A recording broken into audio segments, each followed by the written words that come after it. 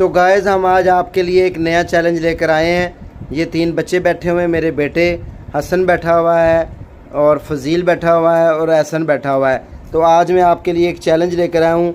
ये मेरे सामने लिखा हुआ है 100।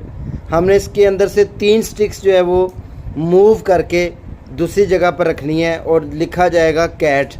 तो तीनों में से कौन सा बच्चा जो है वो चैलेंज करेगा, बताओ भाई। मैं।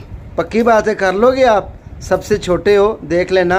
अच्छा, जो बच्चा ये चैलेंज करेगा उसको उसकी विश के मुताबिक जो कहेगा बच्चा उसको वो चीज़ खिलाई जाएगी। तो चलें भी, हसन आप जो है ये चैलेंज करें जल्दी से। 3 स्टिक्स मूव होनी चाहिए, चौथी स्टिक्स नहीं मूव होनी चाहिए।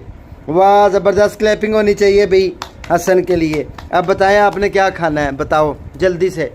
इधर देखें, क्या खाना है? चॉकलेट। चलें जी, आपने चॉकलेट विन